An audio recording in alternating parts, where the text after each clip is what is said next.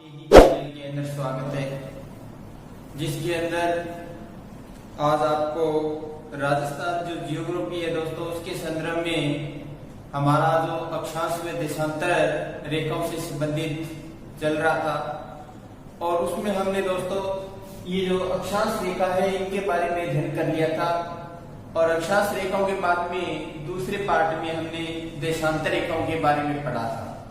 तो दोस्तों जो अक्षांश रेखा है और देशांतर रेखा है इनका अध्ययन करें तो आपने बात करेंगे दोस्तों। अक्षांश रेखा है इनकी बात की थी कि इनकी संख्या है वो कितनी होती है, 180 होती है, और देशांतरों की संख्या है तो दोस्तों कितनी होती है, तो 360 होती है। देशांतर कितने होते हैं, 360 होते हैं, और अक्षांश कितने होते हैं, तो 180 होते हैं। तो दोस्तों अक्षांश है वो हमें क्या निर्धारित करते हैं, जलवायु निर्धारित करते हैं, ये हमने पढ़ लिया था।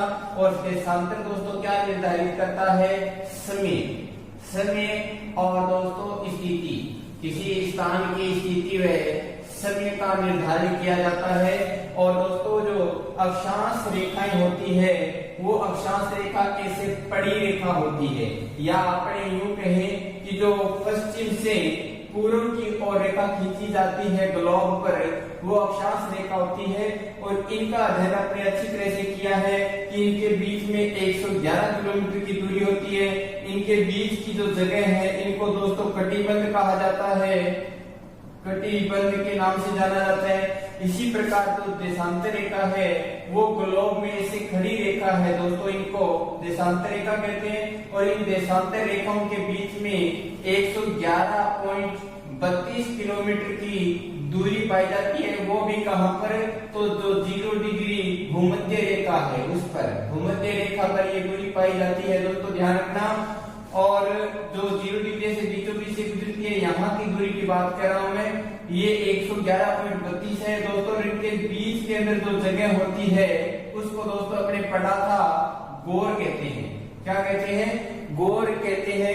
तो आपको ये बातें हैं दोस्तों भाग 1 व भाग 2 में कंप्लीट रूप से मेरी करवाई हुई है, वहां पर अगर आपने वो वीडियो नहीं देखे तो वो जरूर देखें। अब अपने दोस्तों बात करते हैं इसके संदर्भ में, अक्षांश व देशांतरों के ही संदर्भ में अपने भारत के बारे में बात करेंगे। और फिर दोस्तों अपने जो राजस्थान की जियोग्राफी करवा रहे हैं तो उसका अपने आधार दोस्तों राजस्थान को ही मानकर चलेंगे और राजस्थान का ही संपूर्ण अध्ययन करेंगे। तो आप दोस्तों इसके बारे में अपने बात करते हैं अक्षांश और देशांतरों से संबंधित।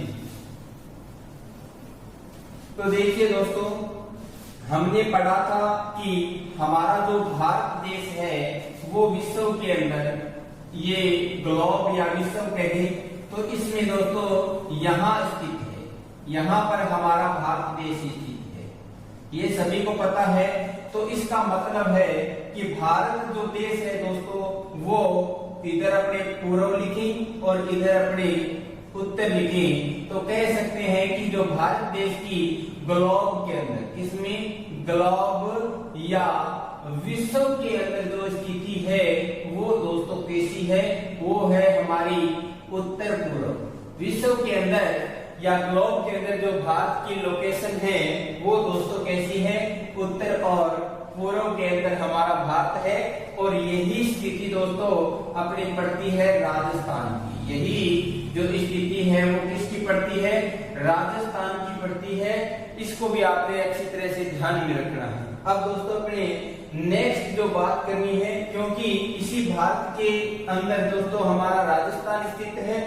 अब जो हमने बात करनी है वो दोस्तों इसे भारत और राजस्थान के अक्षांशीय व देशांतरीय विस्तार से संबंधित करनी है। तो पढ़ते हैं दोस्तों राजस्थान का अक्षांशीय व विस्तार, देशांतरीय विस्तार, इनके बारे में अध्ययन करेंगे दोस्तों।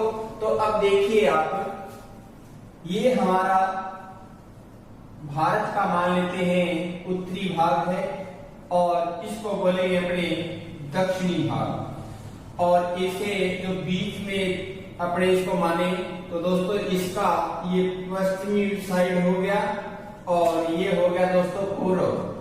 ये आपने मानना है भारत, भारत का मानना है दोस्तों। तो यहाँ पे दोस्तों जो दक्षिण के अंदर जो भारत है वो दोस्तों अपने यहाँ पर अभी आपको मैंने ग्लोब के अंदर बताया है कि उत्तरी गोलार्ध में है, हमारा भारत उत्तरी गोलार्ध में है और इस साइड से दोस्तों पूर्वी गोलार्ध में है।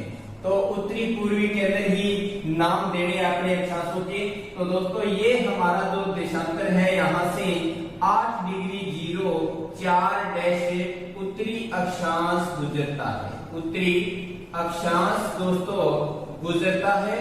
और ये दोस्तों भारत का जो अंतिम स्थान उत्तरी बिंदु है वो दोस्तों कितने पर है, तो वो है हमारा 37 डिग्री 6 डैश, ये भी लिखा जाएगा उत्तरी अक्षांश। क्या लिखा जाएगा?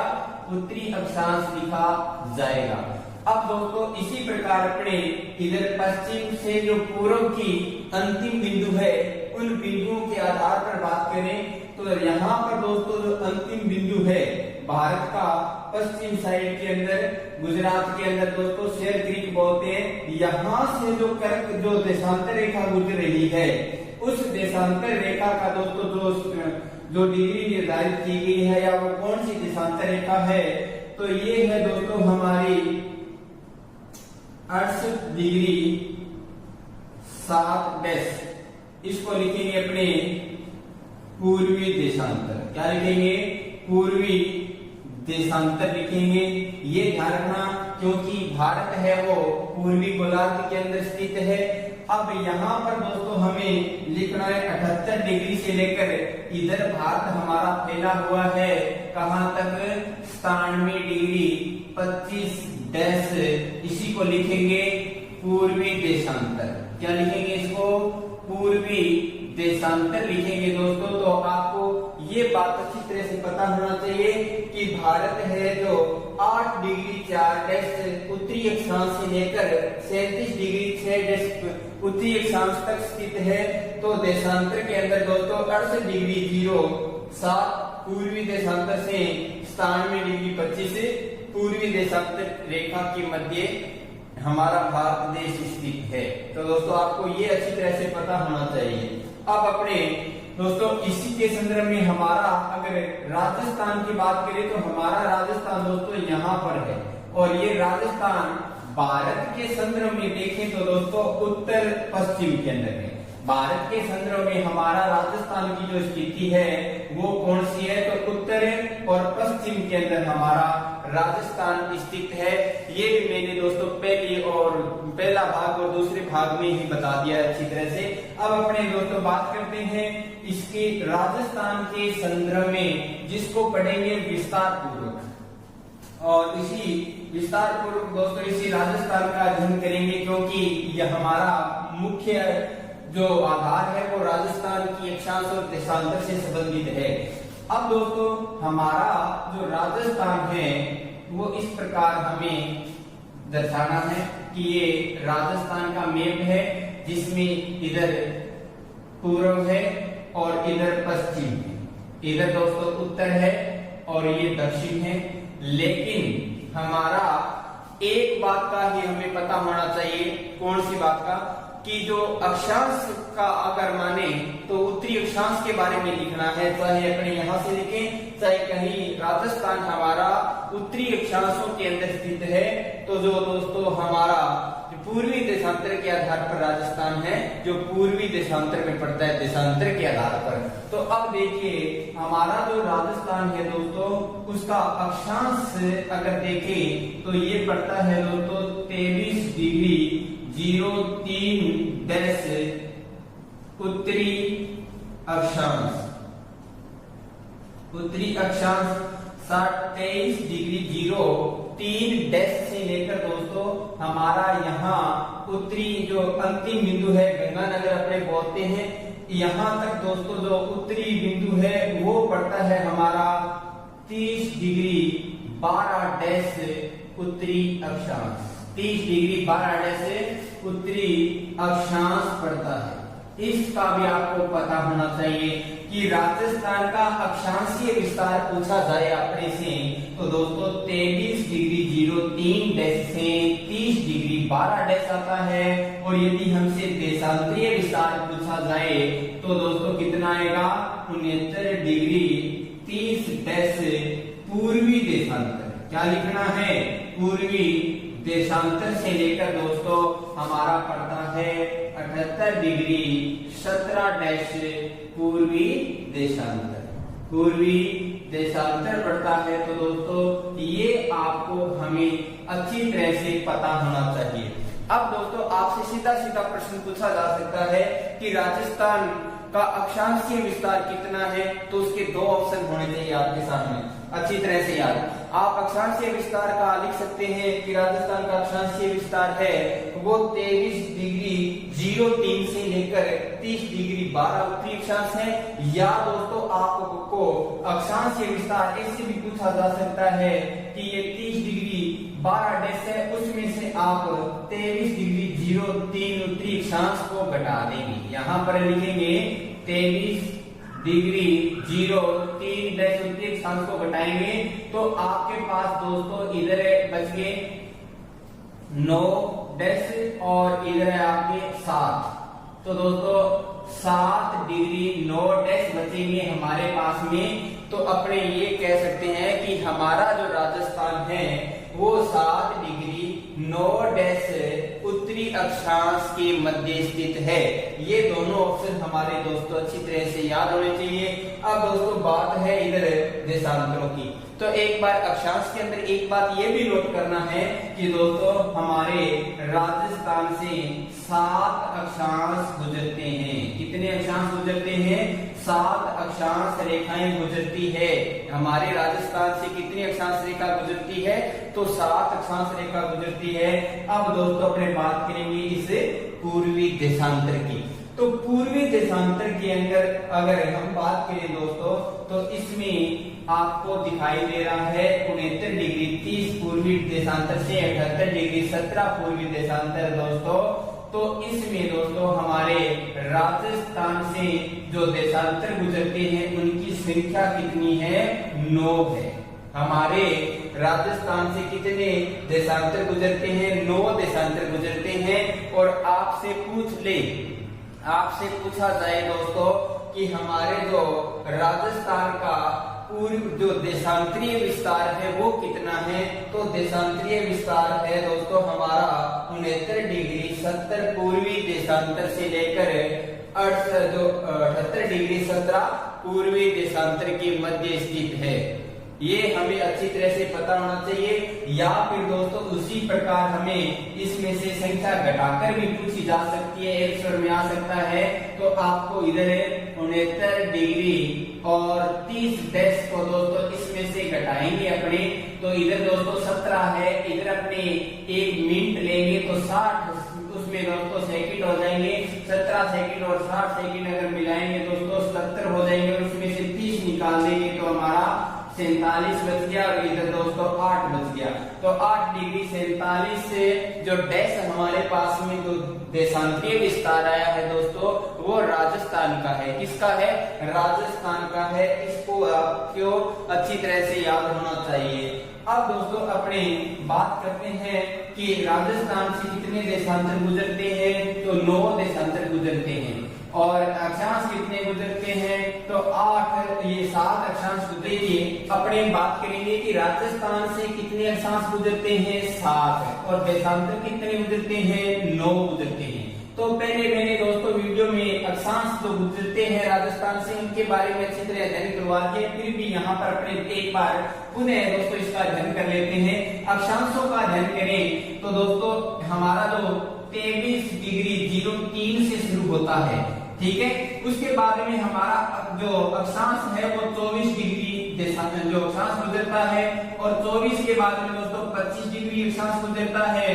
फिर दोस्तों हमारा 26 डिग्री अक्षांश गुजरता है और फिर हमारा 27 डिग्री अक्षांश गुजरता है राजस्थान से और 28 डिग्री अक्षांश गुजरता है, 29 डिग्री अक्षांश गुजरता है और इसी प्रकार दोस्तों राजस्थान से 30 डिग्री अक्षांश गुजरता है। तो देखिए कितने हो गए? 1 2 3 4 5 6 7। तो टोटल अक्षांश जो है दोस्तों राजस्थान से गुजरते हैं उनकी संख्या हमारे पास में कितनी है?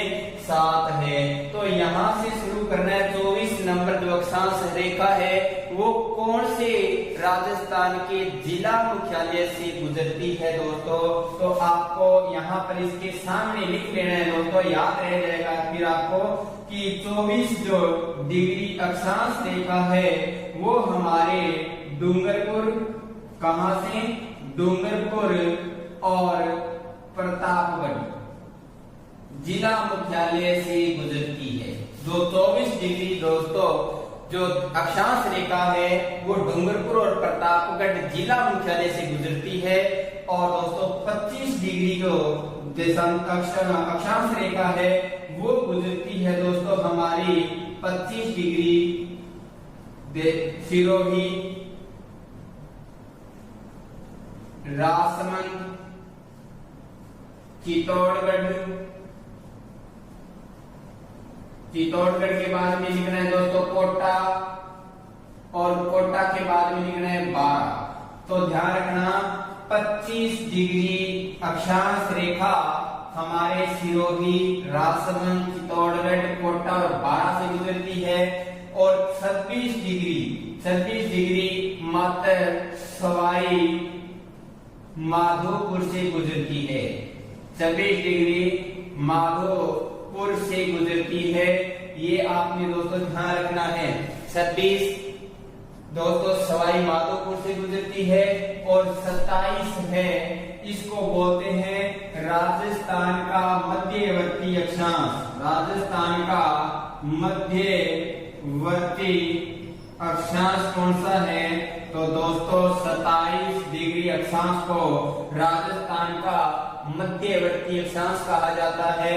तो दोस्तों 27 डिग्री कौन से जिला मुख्यालय से गुजरता है? तो एक तो गुजरता है जैसलमेर से। कहां से गुजरता है? जैसलमेर से। फिर आता है ये जयपुर जिला मुख्यालय पर, और फिर आता है ये दौसा जिला मुख्यालय से होकर गुजरता है। अब अपने जैसलमेर के बाद में दोस्तों 28 नंबर जो जिला मुख्यालय है इसकी अपने अगर बात करें तो 28 नंबर दोस्तों बीकानेर से गुजरता है। कहां से? बीकानेर जिला मुख्यालय। और दोस्तों गुजरता है ये झुंझुनू से। कहां से? झुंझुनू से गुजरता है। और 29 नंबर देशांतर दोस्तों राजस्थान का एकमात्र ऐसा देशांतर है जो किसी भी जिला मुख्यालय से नहीं गुजरता है, अर्थात इस पर कोई भी जिला मुख्यालय स्थित नहीं है। अब अपने 30 नंबर बात करें तो 30 नंबर जो दोस्तों अक्षांश है वो हमारे गंगानगर जिले से गुजरता है। कौन से जिले से गुजरता है? गंगानगर जिले से गुजरता है। तो आपको ये क्रम अच्छी तरह से याद होना चाहिए कि 23 डिग्री 03 डैश से लेकर 30 डिग्री 12 डैश जो अक्षांश के विस्तार है उसमें 7 जो अक्षांश राजस्थान से गुजरते हैं। ये 7 अक्षांश आप 2 से मल्टीप्लाई कर दो 14 जिलों से होकर गुजरते हैं, अर्थात ये जो 7 अक्षांश है दोस्तों वो 14 जो जिला मुख्यालय है उनसे गुजरते हैं। ये आपको अच्छी तरह से पता होना चाहिए। और जो 27 नंबर अक्षांश रेखा है इसको राजस्थान का मध्यवर्ती अक्षांश कहा जाता है। क्या कहा जाता है इसको? राजस्थान का मध्यवर्ती अक्षांश कहा जाता है। तो अब अपने दोस्तों देशांतरों की बात करते हैं कि कौन सा देशांतर किस जिला मुख्यालय से होकर गुजरता है। तो दोस्तों पढ़ते हैं देशांतरों के संदर्भ में और बात करते हैं कि राजस्थान का कौन सा जिला किस देशांतर पर स्थित है। तो दोस्तों जहां पर एक दूसरी रेखाएं क्रॉस कर रही है और उनके अंदर दोस्तों आप ध्यान रखना पटवार के अंदर इसी प्रकार के प्रश्न पूछे जाते हैं। जो देशांतर व अक्षांश दोनों रेखाएं जहां एक दूसरे को काट रही होती है और उसी जिला मुख्यालय के बारे में प्रश्न पूछा जाता है। तो देशांतरों की अगर बात करें दोस्तों तो हमारा राजस्थान है वो दोस्तों यहाँ शुरू करते हैं अपने 69 डिग्री 30 डैश पूर्वी देशांतर से लेकर दोस्तों कहां तक करेंगे बात करेंगे दोस्तों अपने 78 डिग्री 17 डैश पूर्वी देशांतर तक बात करेंगे। अब दोस्तों यहाँ पर जो देशांतर रेखा गुजरती है ऐसे, वो है दोस्तों हमारी 70 डिग्री देशांतर रेखा, जिस पर कोई भी जिला मुख्यालय स्थित नहीं है।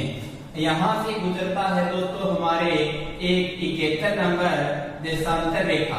71 नंबर ये देशांतर रेखाएं हैं दोस्तों, ध्यान रखना, देशांतर रेखाओं की बात कर रहा हूं मैं। 71 डिग्री देशांतर रेखा गुजरती है, ये गुजरती है दोस्तों जिला मुख्यालय जैसलमेर से। कहां से गुजरती है? जैसलमेर से गुजरती है। आपको ये अच्छी तरह से पता होना चाहिए। अब दोस्तों अपने बात करते हैं कि 71 के बाद में यहाँ से एक देशांतर गुजरता है जो 72 नंबर है, और 72 नंबर पर कोई जिला मुख्यालय स्थित नहीं है।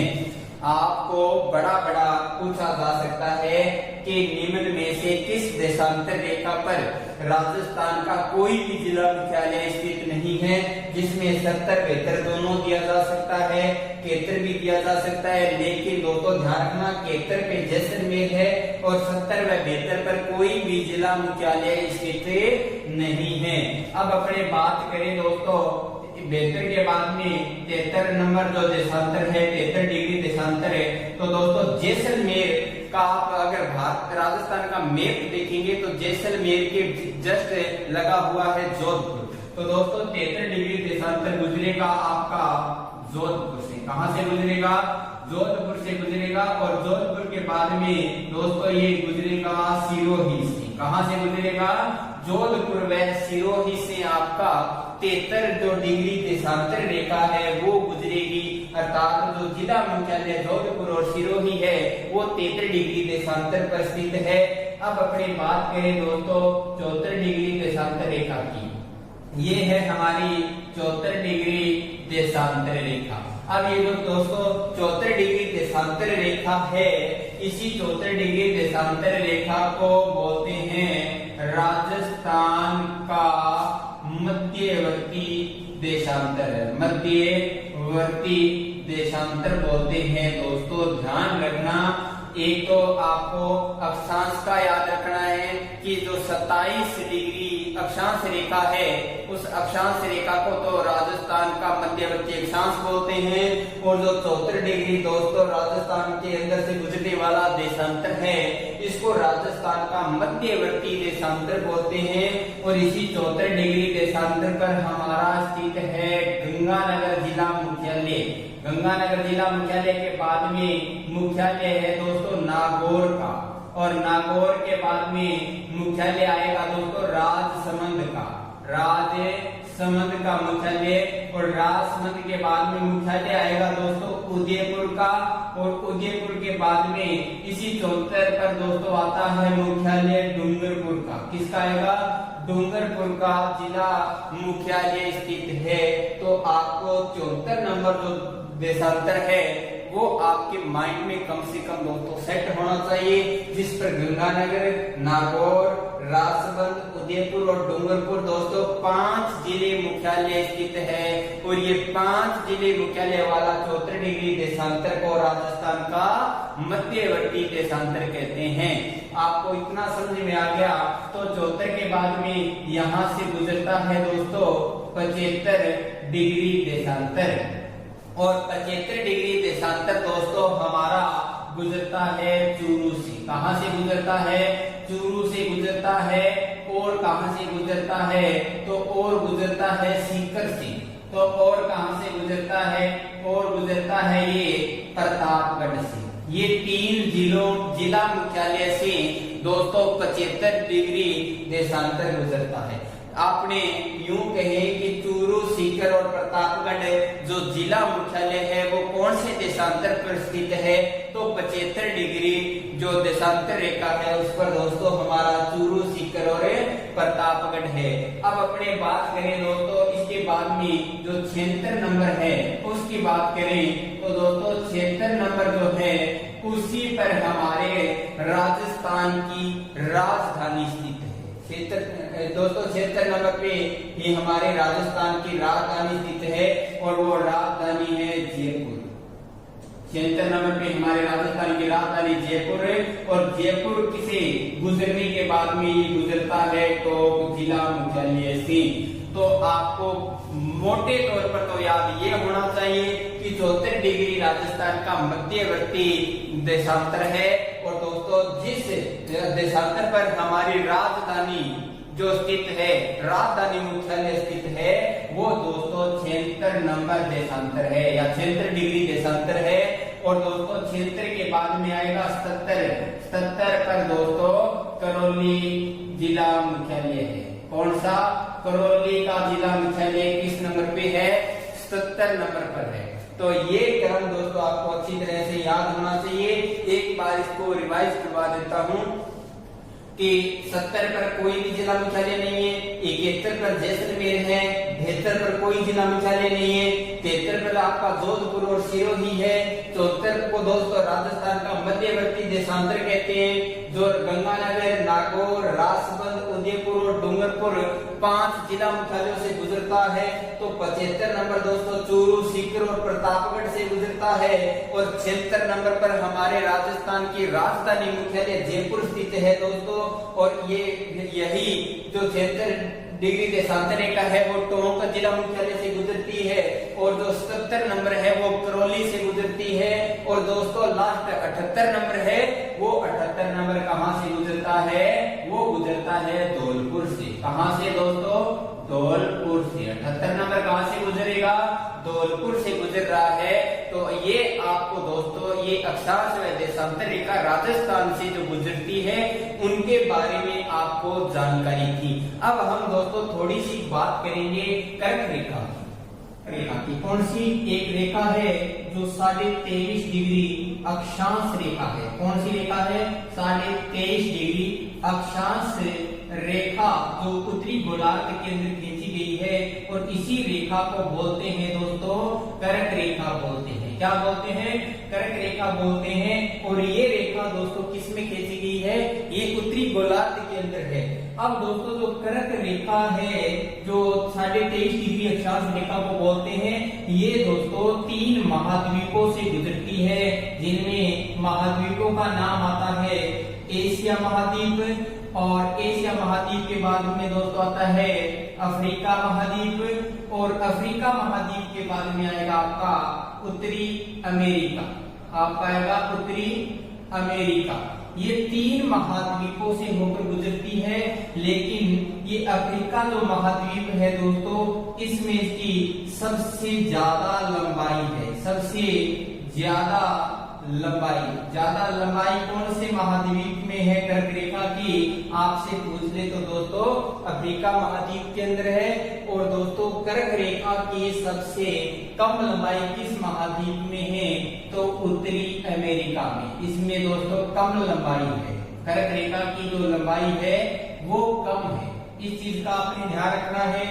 अब अपने नेक्स्ट दोस्तों बात करें तो यही कर्क रेखा विश्व के दोस्तों 15 देशों से गुजरती है। विश्व के कितने देशों से गुजरती है? 15 देश है उनसे गुजरती है। लेकिन आपको इस बात का ध्यान होना चाहिए कि कर्क रेखा की सबसे ज्यादा लंबाई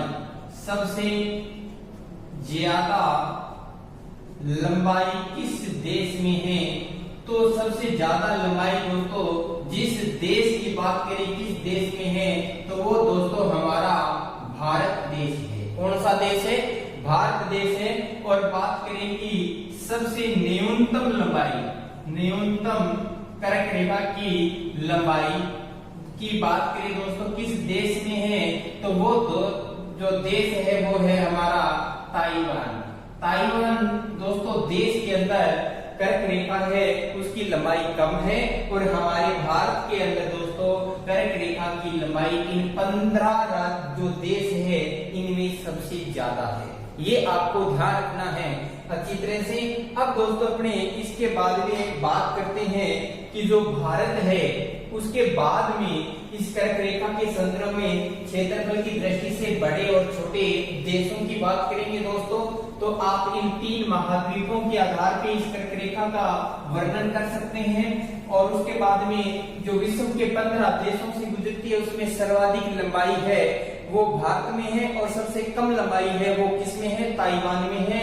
इसी प्रकार दोस्तों जो क्षेत्रफल के आधार पर देखें, क्षेत्रफल की दृष्टि से सबसे बड़ा देश जो कर्क रेखा पर स्थित है, क्षेत्रफल की दृष्टि से कर्क रेखा पर सबसे बड़ा देश तो क्षेत्रफल की दृष्टि से बड़ा है वो देश है दोस्तों चीन। कौन सा देश है, चीन देश है।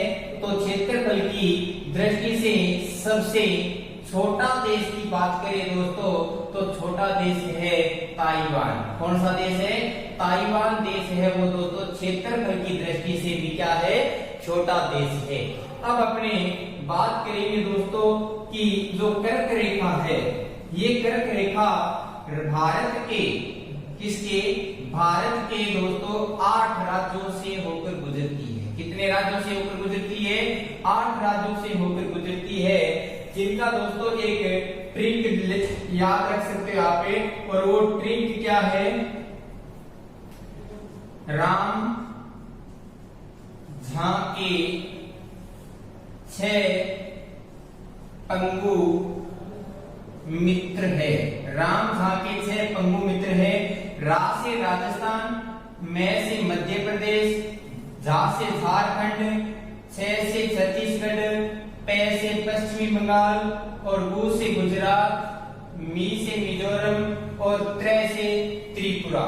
ये दोस्तों आपको क्रम में नहीं है, ये ट्रिक के आधार पे दोस्तों आपका क्रम सही नहीं है।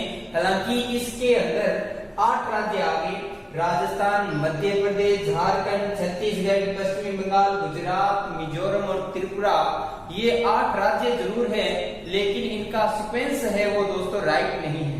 तो इसलिए आपको इनकी 8 राज्यों के बारे में दोस्तों सही पता होना चाहिए कि सबसे पहले आएगा गुजरात, सबसे पहले इसी गुजरात के बाद में आएगा हमारा राजस्थान।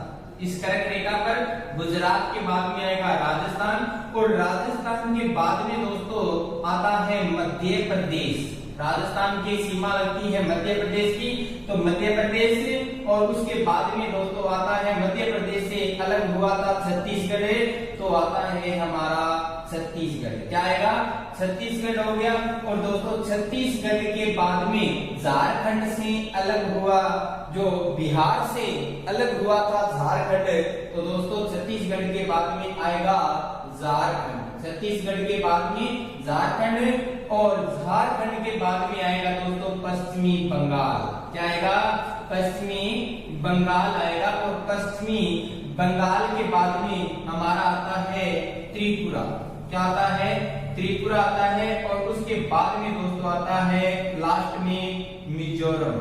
क्या आता है, मिजोरम। ये दोस्तों 8 आपको इस क्रम में याद होने चाहिए, गुजरात, राजस्थान, मध्य प्रदेश, छत्तीसगढ़ और फिर यहाँ छत्तीसगढ़ से ऐसे क्रम में झारखंड, पश्चिमी बंगाल, त्रिपुरा और अंतिम 8 नंबर कौन सा है, मिजोरम है। एक बार दोस्तों इनको पुनः मैं ऊपर लेके आपको याद करवा देता हूँ ताकि आपको दोस्तों ये अच्छी तरह से याद हो जाए, क्योंकि कर्क रेखा पर दोस्तों इसके संदर्भ में जो प्रश्न पूछा जाता है वो राज्यों से लेकर होता है। तो दोस्तों सबसे पहले 1 नंबर पे गुजरात याद रखना।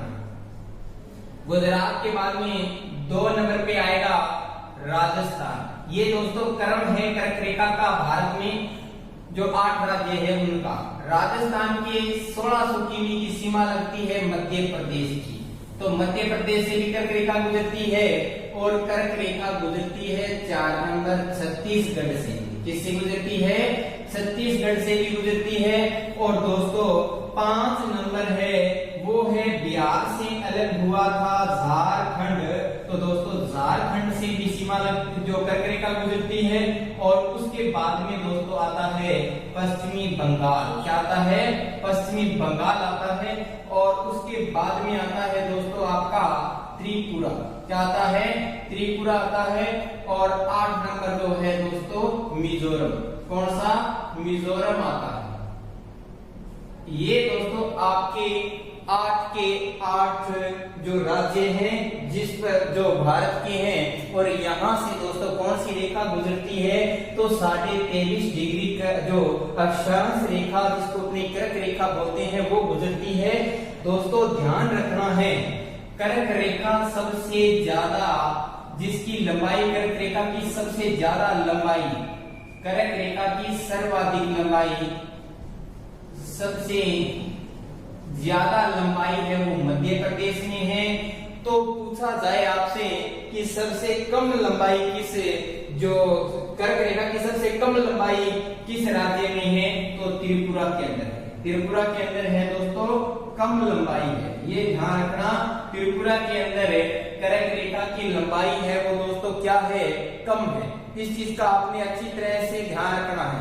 अब दोस्तों इसी के संदर्भ में अपने और बात करें तो कर्क रेखा पर क्षेत्रफल की दृष्टि से सबसे बड़ा राज्य कौन सा है, राजस्थान। तो आप लिख लेंगे एक साइड में कि क्षेत्रफल में बड़ा, क्षेत्रफल में वैसे भी राजस्थान बड़ा है, भारत में भी 1 नंबर पे है, लेकिन 23.5 डिग्री जहां रेखा गुजर रही है उस कर्क रेखा पर भी दोस्तों हमारा राजस्थान है वो क्षेत्रफल की दृष्टि से सबसे बड़ा राज्य है, और क्षेत्रफल की दृष्टि से छोटा कौन सा है, त्रिपुरा है। तो क्षेत्रफल की दृष्टि से जो छोटा है वो कौन सा है, त्रिपुरा है।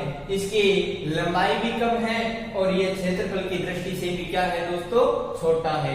इतनी बात ये ध्यान में रखनी है। तो अब मैं दोस्तों इनको मैं एक बार थोड़ा साफ कर देता हूं और इसकी तुलना और करते हैं। अब आपसे पूछ ले, आपसे प्रश्न ये पूछ ले दोस्तों कि इस कर्क रेखा पर सबसे निकट की राजधानी मुख्यालय कौन सी है, तो दोस्तों इस मिजोरम की राजधानी है, मिजोरम की राजधानी है आइजोल, आइजोल है। और ये आइजोल है दोस्तों ये कर्क रेखा के बिल्कुल क्या है, निकट है। कर्क रेखा की क्या है, बिल्कुल निकट की राजधानी है। तो दोस्तों जब निकट की पूछी जा सकती है तो दूर की भी पूछी जा सकती है। तो आपके राजस्थान की जो राजधानी है जयपुर, ये दोस्तों जयपुर है वो दूर की राजधानी है। कर्क रेखा पर दूर की राजधानी पूछे आपसे तो जयपुर है। इस चीज का दोस्तों आपको अच्छी तरह से पता होना चाहिए। अब दोस्तों इसके बाद में अपने बात करते हैं कि राजस्थान के संदर्भ में कर्क रेखा के बात करते हैं दोस्तों। यहाँ तक मैं समझता हूँ आपको अच्छी तरह से समझ में आया होगा। तो अब अपने बात करेंगे दोस्तों कर्क रेखा की राजस्थान के संदर्भ में। अगर ये समझ में आ गया दोस्तों तो आप माना ये हमारा दोस्तों राजस्थान का मैप है और इसके आधार पर अपने बात करते हैं दोस्तों। राजस्थान का ये मैप है और दोस्तों 23.5 डिग्री जो रेखा है वो ऐसे गुजरती है, यहाँ से 23.5 डिग्री यहाँ से गुजर रही है दोस्तों। इसको बोलते हैं अपने 23.5 डिग्री कर्क रेखा। क्या बोलेंगे, 23.5 डिग्री कर्क रेखा बोलेंगे। अब ये गुजरती है यहाँ से, यहां से गुजर रही है दोस्तों ये। तो आपको पता है कि ये दो जिले दिखाई दे रहे हैं जिनसे कर्क रेखा गुजर रही है राजस्थान में।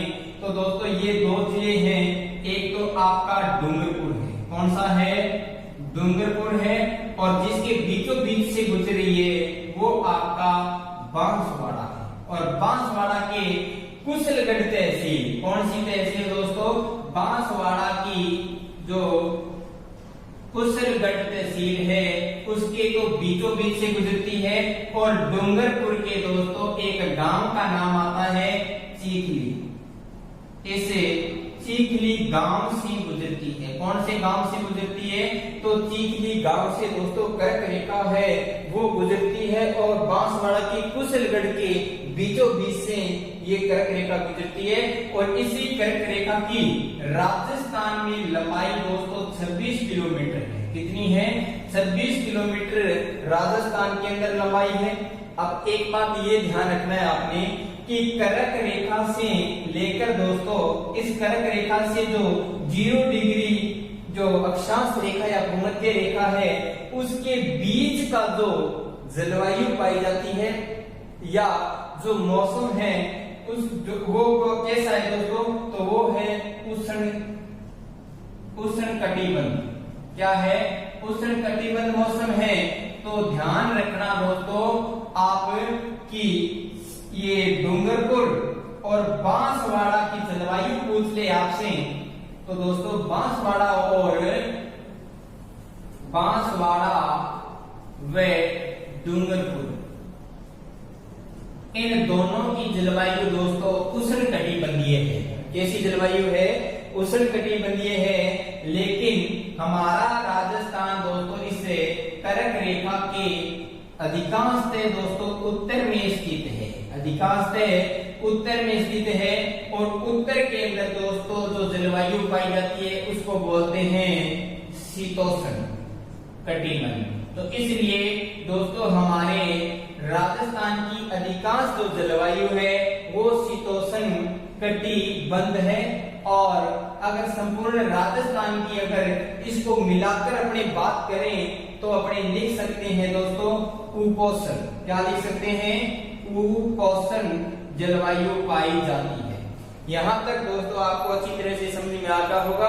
अब अपने इसी कर्क रेखा के दोस्तों बाद की बात करते हैं कि अब अपने इसी कर्क रेखा के बाद में दोस्तों बात करें कौन सी, कि सूर्य की सापेक्ष अगर बात करें दोस्तों, सूर्य की सापेक्ष हम बात करें तो आपको इस चीज का ध्यान रखना है कि यहां पर जो सूर्य के सापेक्ष बात करें दोस्तों तो जो पूर्व के अंदर अंतिम स्थान है वो अंतिम स्थान है दोस्तों हमारा सिलाना गांव। कौन सा गांव है?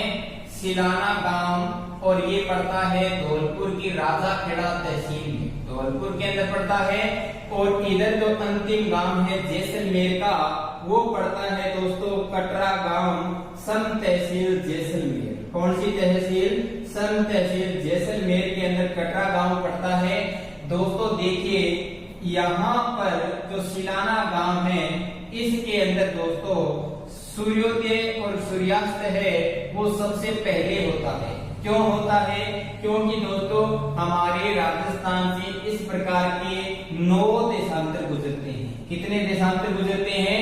9 देशांतर रेखाएं गुजरती है।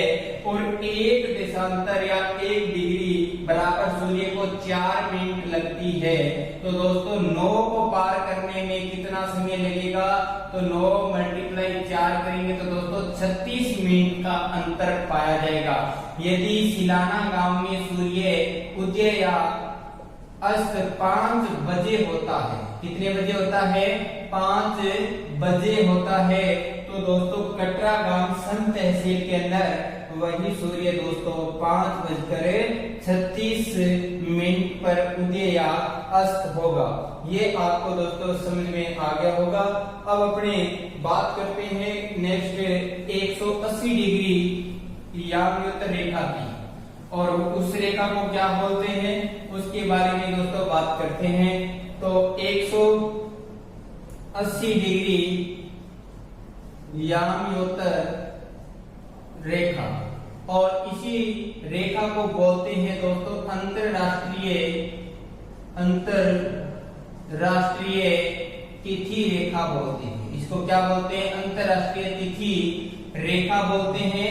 और इसका दोस्तों जो निर्माण किया गया था वो किया गया था 1884 के अंदर। और ध्यान रखना 0 डिग्री जो देशांतर है उसका निर्माण दोस्तों ग्रीनविच शहर या ग्रीनविच लंदन के अंदर दोस्तों 1882 के अंदर स्थापित किया गया था। ये आपको दोस्तों साथ में याद रखना है।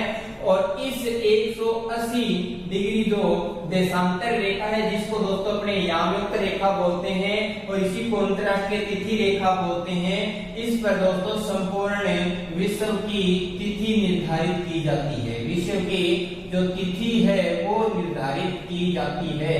ये आपने अच्छी तरह से दोस्तों नोट कर लेना है।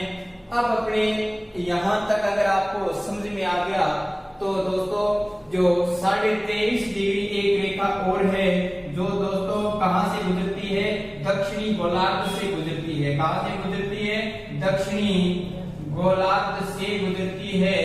इस रेखा को दोस्तों बोलते हैं मकर रेखा। क्या बोलते हैं? मकर रेखा बोलते हैं। तो दोस्तों हमारे लेवल का जो टॉपिक था दोस्तों अक्षांश व देशांतर के अंदर, वो हमारा यहाँ पर क्या हो रहा है? कंप्लीट हो रहा है। तो आपको मैं उम्मीद करता हूँ दोस्तों कि अच्छी तरह से ये संपूर्ण है जो बातें समझ में आई होगी, और इसको दोस्तों ज्यादा से ज्यादा समझने के लिए भाग 1 व 2 को भी आप जरूर देखें। तब तक के लिए दोस्तों धन्यवाद।